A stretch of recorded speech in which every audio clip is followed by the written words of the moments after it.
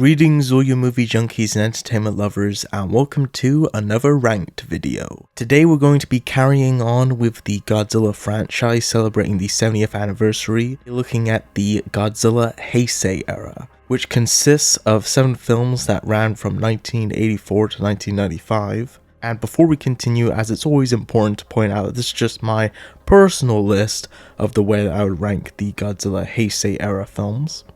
At number 7, at the bottom of the barrel, we have Godzilla vs. Space Godzilla. Now I should immediately say right off the bat that I honestly don't think there is one bad film in the Godzilla Heisei era, and funny enough, Space Godzilla was actually the second one that I saw, so I definitely do have a soft spot for this one. But honestly, when I stack it up amongst the other ones, it definitely is probably the weakest one. The big thing, of course, is just, Baby Godzilla, or Godzilla Jr. as he later becomes in the next film. They were trying to do kind of a callback to Mecha from the original Showa era films. It just feels so out of place and unnecessary, considering that these films were so much more serious. Space Godzilla is not the greatest monster, honestly, of the franchise, but he was definitely kind of a cool concept. And I do like the small detail that, the face looks a lot like Bolante, considering that he is kind of made up of the DNA of Bolante. It's definitely one of the more weaker ones, but effects-wise, and honestly all of these movies effects-wise, are absolutely fantastic, and this one is no exception. So it's not a bad film, but compared to the others, it's definitely the weakest link. So that's Godzilla vs. Space Godzilla at number 7. At number 6, we have Godzilla vs. Mafra, also known as Godzilla Mafra: The Battle for Earth. For me, if you watch my Showa era video, you know that I'm not the biggest Mafra fan, but I will say that all the stuff with Mafra in this one is pretty great for the most part. Very much kind of retreading the same old story of them taking the egg to civilization and Mafra coming back to look for the fairies, or the cosmos as they're known in this one. The fights, honestly, especially the ending fight, is absolutely awesome. One of my favorite moments in this is, of course, there's a lot of singing. The Cosmos do a lot of singing in this one. And one of the best moments is when Godzilla just roars out of nowhere to stop them, as if to say, "Shut up already." Not my favorite one, but it's still honestly a great film. All the movies from this point onward I consider to be either everywhere from great to absolutely fantastic to amazing. That's Godzilla vs. Mafra at number 6. Number 5, we have Godzilla vs. Mecha Godzilla 2, or just simply known as Godzilla vs. Mecha Godzilla.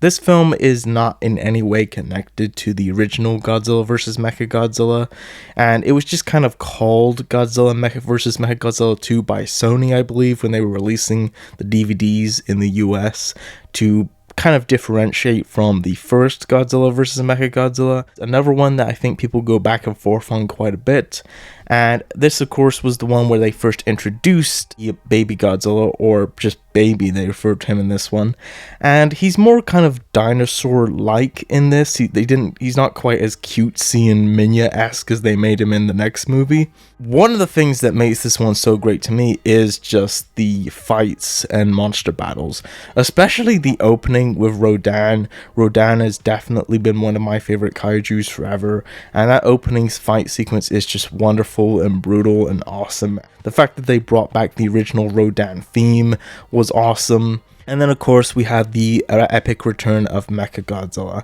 and it's not my favorite design of Mecha Godzilla. I kind of personally think they made him a little too chunky, honestly, but it's definitely a cool design and has an absolutely awesome theme, especially in the opening as it plays through the main titles and you get that awesome title credit sequence. I enjoy it a lot. So that's Godzilla vs. Mecha Godzilla 2 at number 5.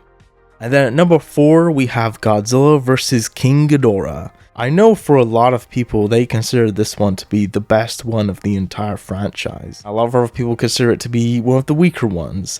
For me, I think it's a great film.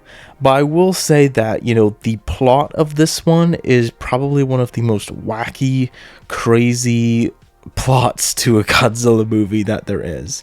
And honestly, some of the more crazier plots in these movies are honestly some of my more favorite ones. What makes this one so great though is the monster battles and the miniature effects. I think this is the second best film of the franchise to have the best effects. I mean, the size of some of these miniatures are absolutely insane, especially in that final battle, which is easily to me one of the greatest Godzilla battle sequences in the entire franchise. It just works for what a Godzilla movie is, and a lot of people probably put this lower, some maybe even higher, but for me it's kind of in the middle. So that's Godzilla vs. King Ghidorah at number 4.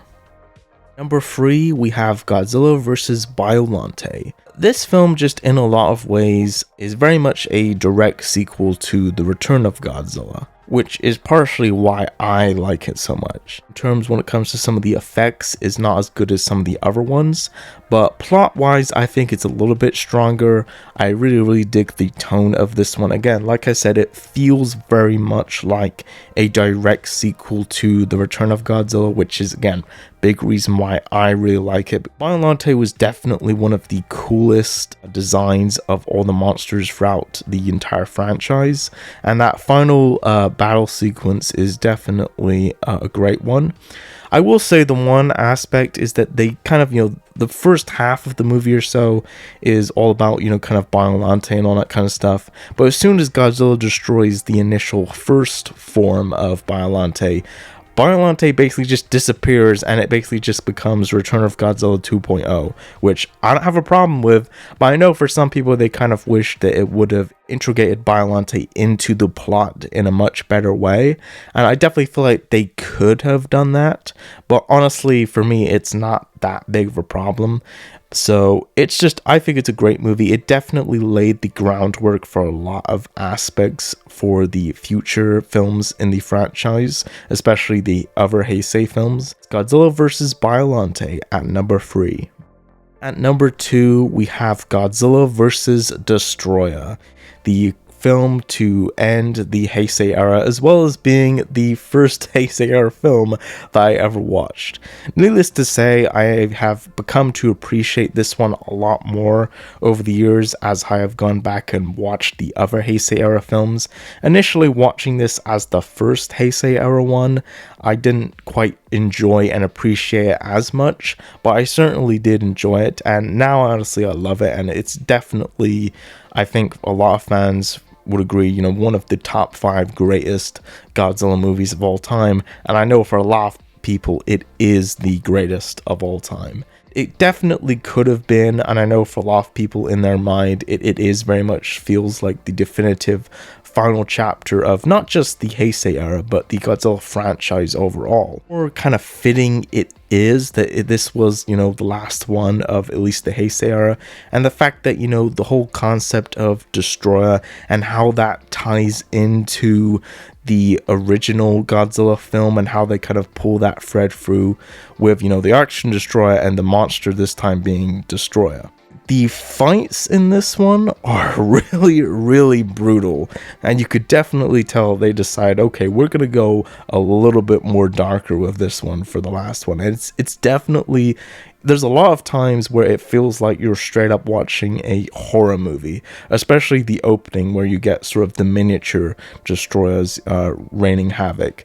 So if you're not that big of a horror movie fan, you might not be as big into this one, but as somebody who is a horror movie fan and a Godzilla fan, this movie is just incredible. Destroyer himself, of course, is just an awesome villain and one of the coolest designs of any of the monsters of the franchise, and they definitely made a big improvement to Godzilla Jr. from the last movie. Fantastic movie, absolutely love it. So that's Godzilla vs. Destroyer at number 2. Number 1, we have The Return of Godzilla. There's the American version, which is Godzilla 1985. When it comes to the Godzilla 1985 cut, which I know for a lot of people that was their introduction to this film, it's fine. The Godzilla 1985 cut is fine. But for me, The Return of Godzilla, the original cut, is definitely easily the better version. If there's one aspect from the 1985 cut that I might keep, it will probably be the ending narration of Raymond Burr, which is actually pretty great. This one to me honestly is not only the greatest of the Heisei era, but in my opinion, it is the greatest Godzilla film that we've ever had. And I think, honestly, if you're somebody who is not familiar with Godzilla, this film, in my opinion, is a great place to start. The design of Godzilla in this one is definitely one of my all-time favorite designs, and there was so much groundwork that this one laid for the future films. You know, the miniature effects in this one, I think, are the best of the franchise. There's one part just where Godzilla walks by a building, and it's the only one of the franchise that I'm aware of, and I say this as somebody who pretty much rewatched them all recently. It's the only one where I'm aware of where you actually see Godzilla's reflection in a building, which just looks incredible, and just the size of some of the skyscrapers and stuff in this are incredible, especially during some of the destruction and battle sequences with the Super X, which are just awesome.